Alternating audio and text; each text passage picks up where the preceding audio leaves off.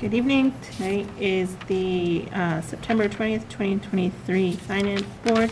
We will call it to order at 6:01 PM. Let's see. The first item on our agenda is the reorganization of the Finance Board and committee appointments. At our last meeting, we had tabled a couple of positions, and so we're here to revisit those at this meeting. The first one that we had tabled was the secretary of the Finance Board. I don't know if anyone has given any further thought to that role, if they have capacity. Alternative is perhaps a shared position somehow, where if someone doesn't have the capability of doing it every time, perhaps. Can I ask a question? Sure. Harry? Yes? Would you be interested in doing it for a few months? You do a great job at it. I can feel him patting you on the back from here. I was vice chair and I never attended a meeting, so. So if I become secretary, I don't have to come to any more meetings? Yeah, you can just watch him and then, If I just don't come, I don't have to take notes. Did you hear Jim make a motion? Yeah. Jim has made a motion to nominate Carrie. I'll second it for discussion purposes. And I'll say, Carrie, if you ever can't make it, that I'd be happy to back you up and do it. You know, I know my position is that I have been, oh, I'm not on, sorry. So I said, my mic wasn't on, and I said if Carrie did do it, that I would back you up, and if you weren't here, that I'd be happy to do it. I served as secretary for at least 5 years and chaired for a couple of years, and I have other obligations now that are making my priorities change. I just don't have the time that I used to have. So I would appreciate a break from that position at this point in time.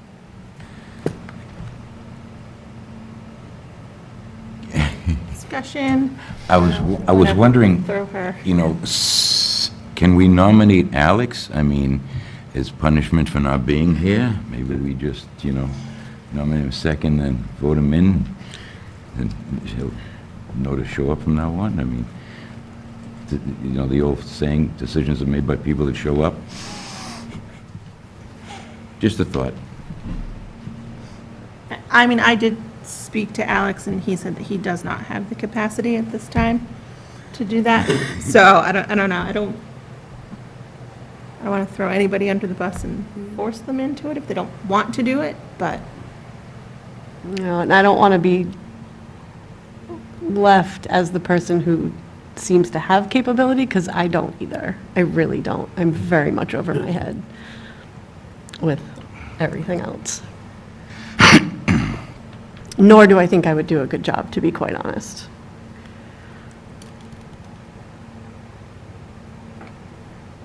Alrighty. Rebecca. Since there's no one else left, is there an objection to taking on a dual role?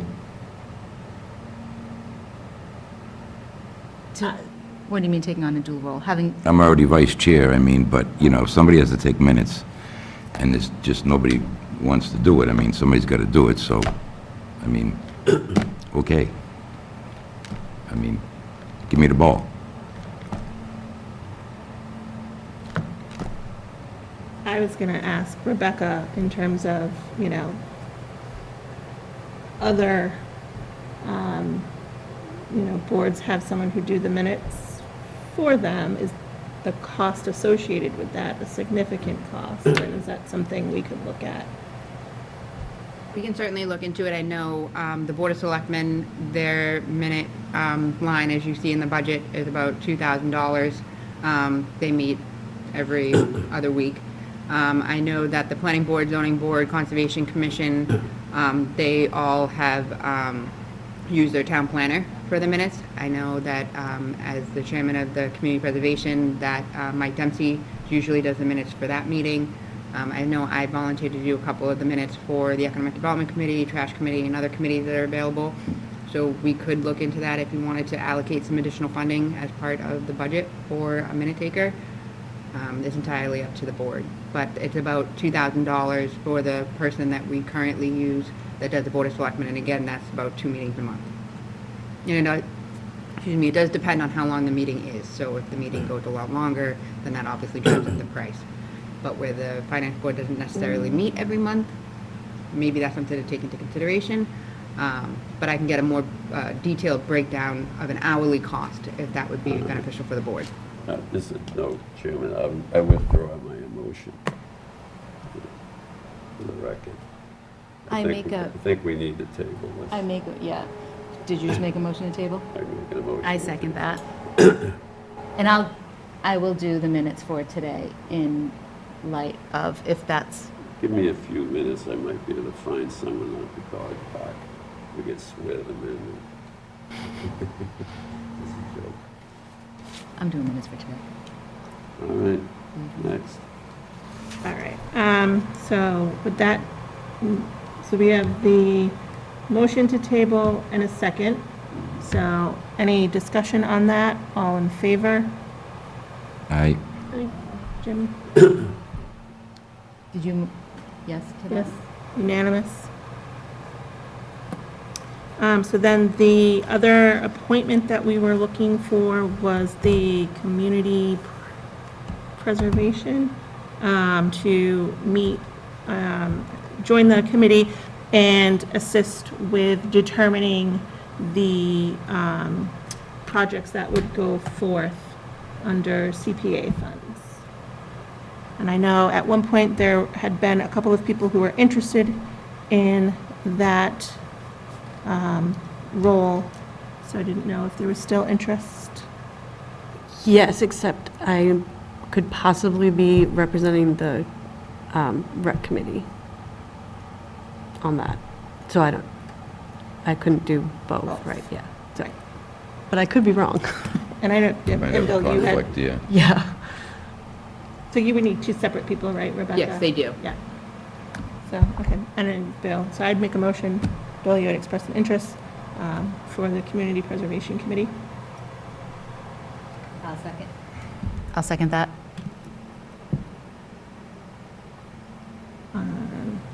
Any other discussion? Yeah, discussion. I just checked my email with Mike, and it says that, oh, hold on. It says that I am representing the Finance Committee on the Community Preservation Commission. That's what the email says, between Mike and myself. So they have someone else Must be for the rec. for the rec Yeah, committee. must be. That I am blanking on, yeah. Okay. Do we have a motion and second for Bill to join? We do. You made the motion for Bill, and I seconded that. Right. So we can vote against it, Oh, this is the trash thing. and then, Or you can withdraw that if that, yeah, if you're all different now. set. Just withdraw, yeah, I think we're all set. I'm sorry about that, yeah. Okay, so then I'll make the motion to withdraw that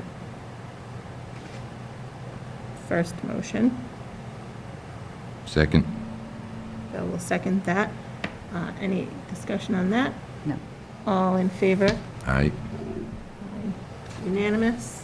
Motion to nominate Kerry Goodwin as the finance representative for community preservation. I will second that. Any other discussion? All in favor? Aye. Aye. Unanimous. All right, so moving on to the next item on the agenda is approval of the minutes, which were from the August 9th, 2023 meeting.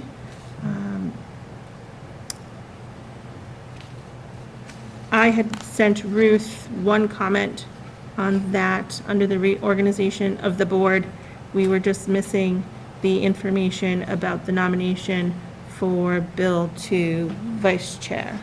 Yeah, sorry about that, Bill. That was not intentional. I think that was in the middle of when we were You were in swapping, transition. You were and the I guy. just missed it. So sorry. You know how long I've been coaching Little League? My skin is thick like concrete. I don't get upset with things like that. Balls and strikes maybe, but not this. Okay, I make a motion to approve the minutes from August 9th as amended by Miss Baker. I will second that. Okay, there's a motion and a second. Any other discussion? Okay, all in favor? Aye. Jim? Unanimous. Okay, the next item on the agenda is the fiscal year '23 final budget analysis and the fiscal year '24 August expenditures, and Ellen is here. I did distribute copies of the variance reports, and then also everyone has a copy of the budget to actual that you had sent out earlier this week.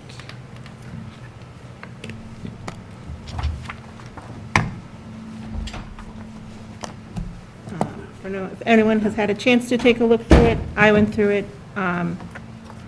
Fiscal year 2023, obviously, there's nothing that looks to be overspent in any capacity. So these are the final 2023, FY 2023 numbers?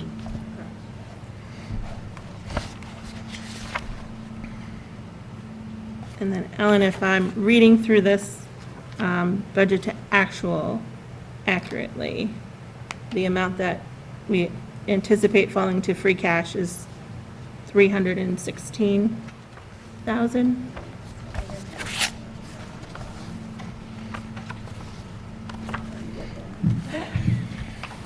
Oh, you are the best.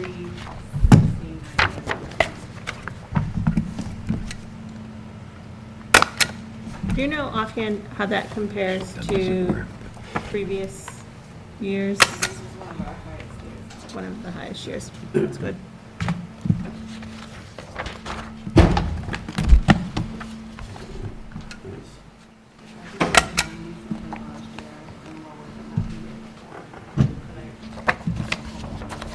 Nope, that's okay. I don't know if anyone had any specific questions about it, but I just wanted to make sure we had at least seen the final results for last year, and then it's very early in the current fiscal year, so we'll continue to monitor those. I like the presentation, it's a good job, it's all summarized, and then you catch the Were you details. reviewing this one yet, or are you reviewing the ledger?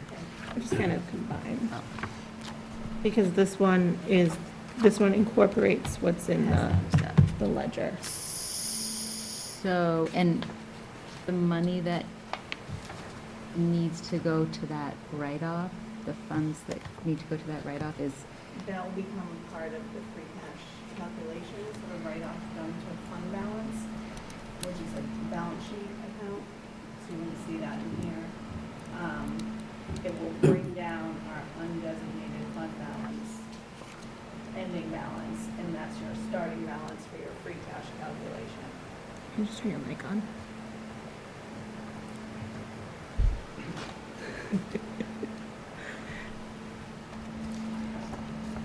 Now, with 2024, this is through what month? When did I send that? It's probably through August. August? I should say it at the top. It says start date and end Oh, date. just the whole year. But yes, Yeah, it was through August.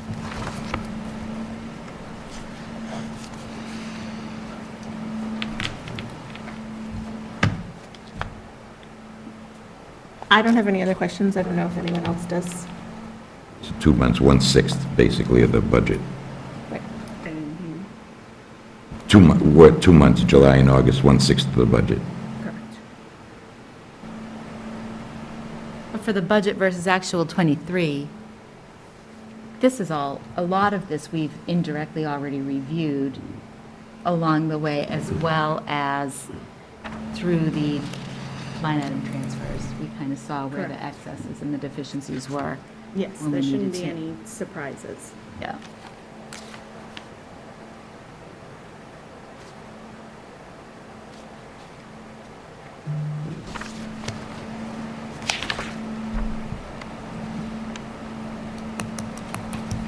I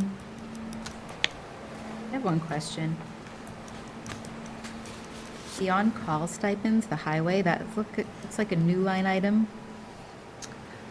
I saw that too, and Wasn't really I used. think he was, so previously, they had on-call stipends. Like you would get an amount for being on call, and it was always booked right in the operator wages. And I think he continued to do that out of habit, but I can look With into highway? that tomorrow. Yeah, With highway, it was a new contractual, so it was a totally it was different. a totally new line item that we created in 2021 due to the collective bargaining agreement. with the 2020. Highway 'Cause it doesn't superintendent. look like we utilized it. The highway.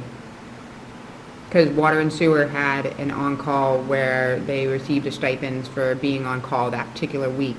And with the highway, the big conversation was the fact that it was always one individual who was constantly being called in whenever there was an issue.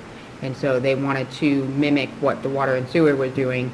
And through part of that collective bargaining agreement, we created an on-call stipend. I don't know if it was created, the line item was created prior because there was an intent, but I know that it Yeah, I wasn't think there was. negotiated until the most recent contract. I'm pretty sure the line item is new, and he booked it to the wage line instead of that particular line item.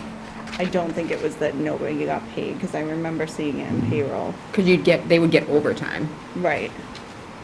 So it wasn't like an on-call stipends in addition, it was overtime or double time, depending on when they were called in. So we'll just have to look at where we book that closer going forward.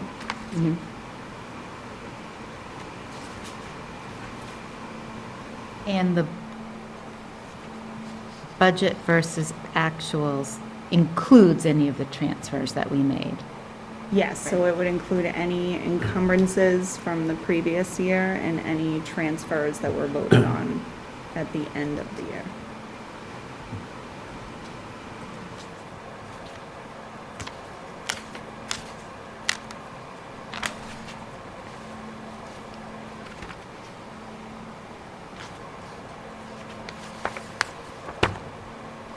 So it would just be interesting to sort of keep those transfers in mind as well during budget season, because what we're looking at here is a little bit of an adjusted number.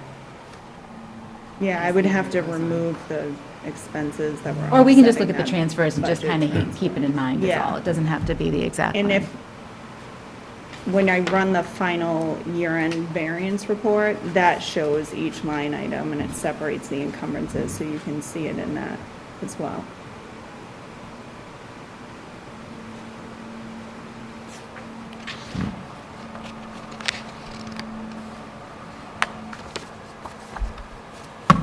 Well, it looks like there was really an effort made to hold the line on expenses and not just, run up budgets just to run up budgets, or not to, it looks like there was a lot of consideration for the tax dollars. So, that's good news. And that's. Do you have any other questions? On this, no, not at the moment, but I reserve my right to recall the witness. Of course. Okay, if there's no other discussion on that, then we'll move down to the next item on the agenda. That is the regional agreement with the Pentucket Regional School District.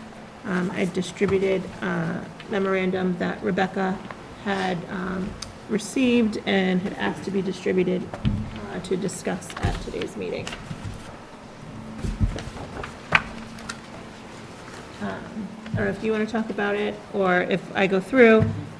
Just basically, the memorandum is from the town of West Newbury, who had gone through and met about the agreement and had some proposed changes that they were looking for the other member communities to provide feedback on, in hopes of incorporating those changes into a new agreement with the school district. That's correct. So there was a memo that should be included that's from West Newbury, specifically the town manager had put together some notes that he had come to with the finance board as well as the board of selectmen.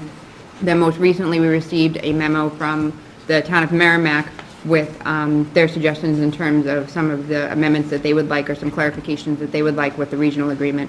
That mostly centered around specifically the school, elementary school, and whether or not each individual town had their own, or whether or not it would be an opportunity to regionalize elementary schools at one point in time. So they were looking for clarification on the language or the wording as it was used. And then most recently, if you noted, the Board of Selectmen had met on September 11th concerning the regional agreement as well. Kathy Castellanos had put together some notes in terms of some of her concerns and some of the things that she had taken a look at when she was looking more closely at it. A lot of it did resemble very similar to what West Newbury had put together in terms of calling to attention the threshold for the capital limits, again, talking about the clarification on language for the regional, ability to regionalize from the elementary level. Also, she included some information about the maintenance plan for each of its buildings and whether or not capital improvements be submitted to the town prior to the date that's currently listed in the regional agreement. She also asked for some additional information about emergency repair procedures as it's listed as part of the lease agreement and how those are determined. And lastly, she had called into question some of the enrollment numbers. And so we're looking more closely into that data, but not necessarily too much a part of the agreement. So those were presented to the Board of Selectmen. The Board of Selectmen had asked me to look at those in more detail and present back to the board, and then they would make their recommendation as a town. Since that date, I had met with the school administration on our monthly meetings, and we had talked a little bit about the regional agreement and whether or not we were going to be making that determination in a more recent meeting. The talk was maybe that we do so when we go through the whole budget cycle, and how we have our joint meetings now with the tri-towns in November and then later in February. And they had stated that the member towns, both Merrimack and West Newbury, had expressed interest in doing it earlier in the process, since things get a little bit hectic during the budget season. So they're hoping that as part of the State of the District that they hope to do in November, like they did last year, that it will also be an opportunity for the municipalities to get together and talk about the regional agreement and collectively vote, as they had done historically, before bringing it to town meeting. So it would be a recommendation to the Finance Board to take a closer look at all three of those memos. I will also provide additional information once I finish my research in terms of the matters that Selectwoman Castellanos brought forward. But if there's any additional comments that the Finance Board would like to make in terms of the regional agreement, I suggest we get those in writing and add those to the list, so that collectively, when we get together in November, everybody's looking at the same information and we're all having that same conversation.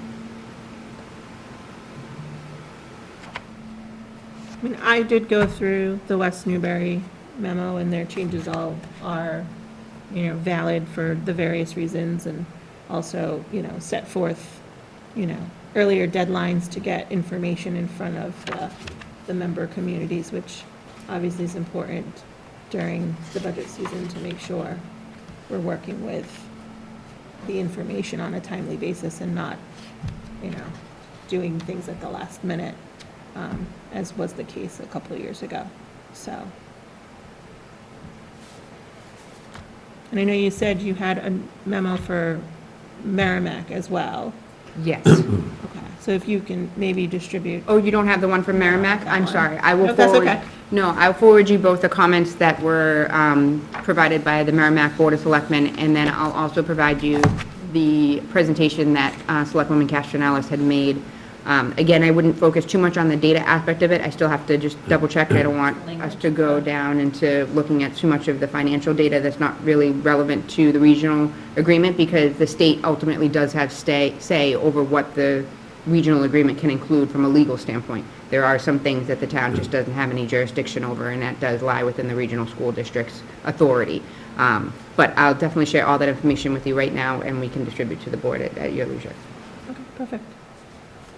Does anyone else have anything on this item? Carrie, go. We're currently not operating under agreement, right? This expires? It has expired, but there's a provision within that says it remains in effect until we revise it through the proper channels. And how long are we looking to? Another 3 years? Yes.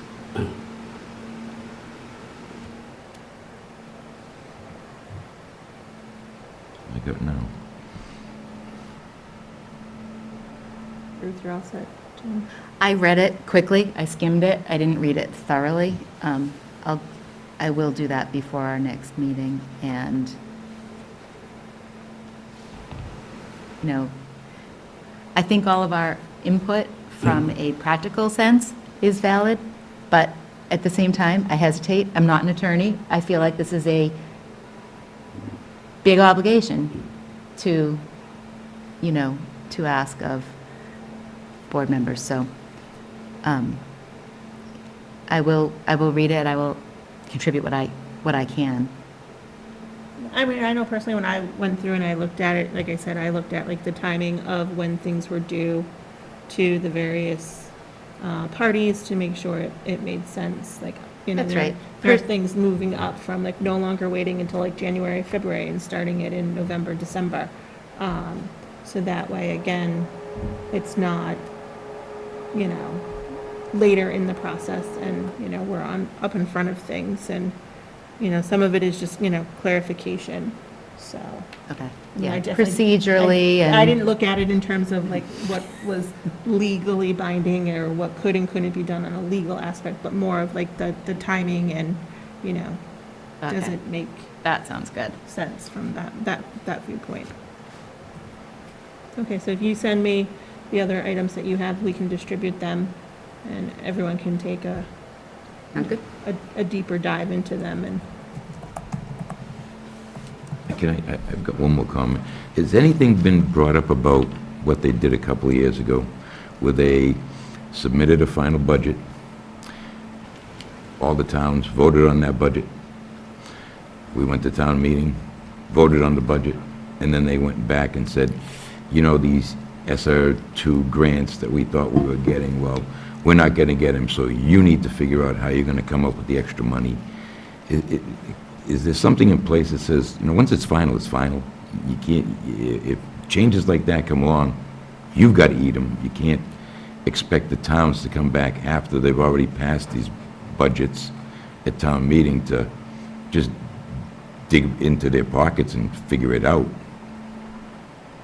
There was no additional conversation of such. I'm not sure, I may be misrepresenting the information, but I thought that there was a signed commitment from the town before moving forward on that matter, as well as accepting those funds in place of utilizing the assessment, but I'm not too sure. I know there was some back and forth, but there was no further discussion as to if you were to accept additional funds, decrease the assessment automatically. If something were to happen, push that back on the town. There was no formal discussion, nor is there anything in the agreement to guide on such matters. Yeah, it sent all three towns scrambling that year. 2 towns. 2 towns, yeah. One got always. money back. Yeah, go figure. But I would think that that would be up to us to take up on a case-by-case basis. I think it was very unusual circumstances. I think there were all these emergency funds and that got complicated, and maybe looking back now, we know a lot now that we didn't know then. I think maybe we would have pushed back had we known. I think it speaks to what happens when you're making decisions in an emergency sort of situation, which is where we were. And that's part of getting this agreement back into place and getting it adhered to, that we have more time, more dialogue, more process. So I think a lot of things have changed since then. in my opinion. And I do look at, you know, the ESSER fund being like a one-off situation. You know, hopefully we don't ever have that type of situation in Yeah. the near future. But, you know, it's something I don't think we were able to predict would happen, and, you know, that the legislature along the way would also change their mind. Perfect storm, So, if there ever was one. You know, with the climate change, there's liable to be more perfect storms. Just don't want to get swept away with the waves. I hear ya. the next item, Rebecca, any updates that you have for the board? I just have two. And I'm sorry for the delay. I have, take one and kind of pass it down, just like two together. Yep, that. So there's two documents for you, one of which is a letter from the Pawtucket Regional School District in regards to the capital assessment from FY20, and the other is a draft budget schedule. So I'll first start with the letter from the Pawtucket Regional School District. So essentially, the funds are, these are funds that have already been appropriated for education-related capital projects. And at the time of borrowing, it was stated that any funds left over that met the criteria could be spent by the individual communities for their elementary schools. So during the capital improvement process this year, if there's some capital expenditures in relation to the Bagnell Elementary School that meet the criteria, PRSD will pay the vendor directly, or they will make up the difference to whatever's allocated during our town meeting process. So those funds will be at our disposal. And as you can see in the letter, you're looking at about $113,148 that we can use towards eligible projects at the Bagnell Elementary School specifically. And you'll see that Merrimack and West Newbury also received a return on that as well. So that's just to keep you updated and let you know. And then the second one is the draft schedule specifically for the budget cycle this year. It is similar to what we had last year. There are a couple of changes. So I did already send out the email for capital budget request on September 13th. I'm looking for them to be due back to me specifically on October 4th.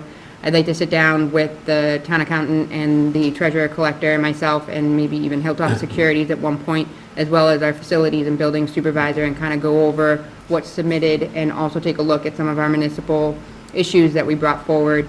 I'd also like to communicate with Jonathan Seymour over at the Pawtucket Regional School District, who is now also managing the buildings in the elementary schools. So we now have a direct contact in terms of the projects and things that are happening. So I'd like to have a sit down with him, go through, update the plan, bring it to the Capital Improvement Committee, which by default is the Board of Selectmen, have them review and discuss, as well as present to the Finance Board during their meeting as well. Then we're going to be getting out the budget goals, guidance, and requests through ClearGov. So that is going to be a similar process to in past years. The only difference is going to be that I'm asking departments to submit their letters and their goals and their reasoning through ClearGov, so that we can then create a digital budget book, as we've discussed in prior meetings, instead of having the big binders.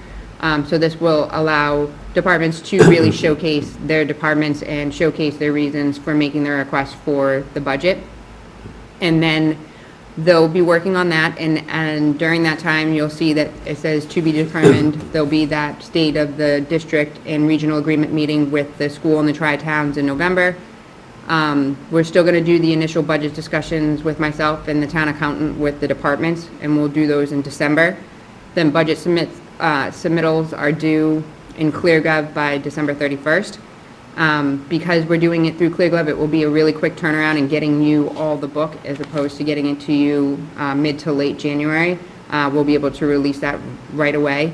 So we'll be releasing that to the Finance Board on January 5th. And also we'll be able to make that available on the website, so that those residents at home and those that are interested will be able to follow along and see the request directly from the departments. So that will be a little bit different, and I'm hoping that that will motivate the departments to be a little bit more detailed in terms of looking at their goals and looking at their, the next fiscal year and what they're hoping to accomplish. Then we'll start to do the finance board meetings, which the chairwoman put together an initial schedule, which I believe she shared with all of you. So that will be from January 17th to February. Then we'll have a review of the community preservation articles with the Board of Selectmen. Then there'll be another presentation with the Pentucket School Committee, as well as the Tri-Towns, and that hopefully will include all of their budget. In initial conversations with the administration, it didn't seem like they're anticipating there to be any significant challenges as there was in prior years. Obviously, they know that the last year's situation with the override was very hard for a lot of the residents in both Groveland and Merrimack, and they're doing their best to stay within their means, and they'll give some more information in regards to some of the losses that has resulted in from their operation, but overall, they believe that they'll be able to continue on. So I'll let the school talk more about that, but that will be during that February meeting. And then in March, we'll have the Finance Board make their recommendations on the budget. Board of Selectmen will make their recommendations. We'll then take a look at the warrant articles more closely from the finance perspective by the Finance Board, and then also in more detail from a holistic point from the Board of Selectmen. And then we are looking to get the town meeting warrant posted on April 15th, and then the annual town meeting will be on April 29th. So it's a draft budget. I still need to take a little bit closer look at it, but otherwise I think it matches up to what we're legally required in terms of postings. And then also, I would like to lock in some dates with the school and the Tri-Towns to make sure that we have those all on our calendar and we're Groveland's well represented during those meetings. Great, thank you. The last item on our agenda were the proposed fiscal year '24 meeting dates and times for our board. Rebecca's schedule lines up with the schedule that I have presented. We touched base prior to coincidence. distributing to make sure what I had proposed for dates and, you know, what we would be doing at the various meetings during the budget season would all work in terms of the legal requirements. So I don't know if anyone has had a chance to look at these. I tried, to the extent that I could, look at school calendars to make sure there's no conflicts with school vacations, holidays, although Juneteenth Day is that last one in June. We can always revisit that one if we need to.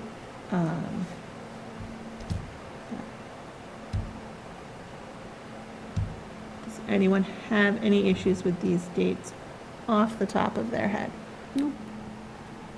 It's a good, five may be difficult for me to get here, but let's see what I can do. I just wonder when we get the Tri-Town meeting dates, how that may or may not impact any of these meetings. You know, would we have two meetings in 1 week? Yeah, we ran into that instance last year where we would have like a meeting with the school district on a Monday or Tuesday, and then our meeting was on a Wednesday. So obviously, we can do the best to make sure we have attendance at, you know, both meetings. And I believe the school district last year, they were recorded and put out on Groveland TV. So we can always make sure that happens again, you know, this year.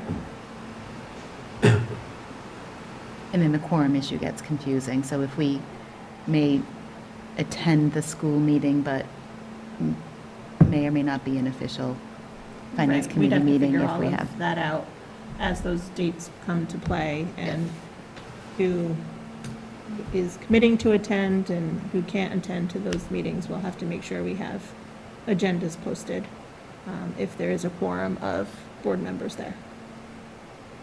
But I think in the past at those meetings, it was just informational, no votes were taken. So, I think the only one that we were talking about that there might be a vote, and it's because of what had been done in historic years, and I was not here to know what they did for the regional agreement back in, I think it was 2016 was the last time it was reviewed, is that they did take a formal vote at that meeting. So I think that would be the only one that might be warranted for a quorum, but we'll get that all squared away and adjust accordingly.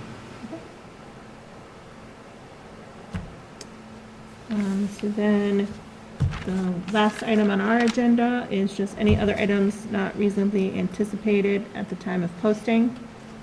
I don't have any, unless any other member has anything. No, but I would like to publicly thank Rebecca Oldham for the wonderful culvert project and how nice it is to be reconnected to Groveland, Massachusetts, for those of us that live up on the other side of that road. Yes, I think there was a celebratory video, I think, was on the crier about people saying that they could finally cross and no more 10-minute delay in commute. I know, a 10-minute delay seems silly, but the thing is, you have all these, you go to an eye doctor appointment, you get in the car and you go, oh, I forgot to add 10 more minutes on. And it's just nice to be connected. But my point is, it looks beautiful. I know that you did a lot of work getting a grant for that. Our community, I feel, was really well represented, and it looks great. And it's going to last my lifetime, I'm sure, so. It thank definitely you. should. Thank you. Bill, you had something? Just a question, and I haven't driven around every single road in Groveland, so I can't speak to everywhere. I do see that they pave some roads, but as I drive through other cities and towns, the repaving of roads is like out of control. So are they getting more money than we did? Is it part of the, Infrastructure Act? Where are they getting the money that we're not getting, or are we getting the money, we're not using it, we don't have the roads? Yeah, I'm just inquisitive on, like, how come everywhere I go, and you must have seen it too, they're stripping roads and repaving them, and they look nice, and they really drive nice. And not saying that we haven't done some here, I see little here and there, but not as extensive as in some other towns and cities. So, people are asking me. I said, I don't know, I'll ask them when I get to the meeting. So I'm asking. No, that's a very good question. I know that it all depends on the miles of road that we have of accepted right-of-way that we report to the state. So if you look at our town meeting warrants, you're going to see that we really only accept about, $216,000 to $240,000, I think, in between there, of monies that are Chapter 90 monies. And those Chapter 90 monies are supposed to go back into the road infrastructure. And the great thing about Chapter 90 is it also can be used for engineering, sidewalks, and other infrastructure, like roadway infrastructure needs, where some of the other competitive grants, like Complete Streets, you can only use those grant funds for sidewalks. You can't pave with it, you can't do anything, it's gotta be sidewalks, or shared streets, it's gotta be something, so Chapter 90 gives you a little bit more flexibility, because you can't really just repave a road if there's drainage issues, and you gotta get an engineer involved, and you gotta make sure everything lines up. So the monies that we have available isn't just for paving, there's other types of infrastructure needs that need to go in play there. So I know that the Board of Selectmen have also expressed interest in this issue, and Selectwoman Castronellis asked for it to be placed on the agenda. So I know that the Highway Superintendent, Rennie Carroll, will be attending the Board of Selectmen meeting on September 25th, this Monday, and he will be making a short presentation to the Board of Selectmen. We do have a roadway pavement management plan that we worked on with the MVPC, and it sets aside the allocation that we receive yearly from the state and prioritizes that based upon a survey that they did of all of our roads, whether or not they were poor, fair, things of that nature. And I'm actually working myself with an company about trying to find a unique way to couple grants and make bigger projects. So not just repaving a road. Like, if we need to do a culvert, can we use the Municipal Vulnerability Preparedness Grant in addition to a Complete Streets for the sidewalk, and then Chapter 90 just for the paving, freeing up more of that Chapter 90 money that we don't really get enough of. So we're trying to put together something like that so that we can bring in more monies and alleviate a lot of the burden that comes down to our Chapter 90 funds that are so limited as it is. So it's definitely something we've been hearing a lot about. I think last year specifically, the big focus was the sidewalks on Route 97. And I think that a lot of the Chapter 90 monies came in as a match to the Complete Streets portion of that.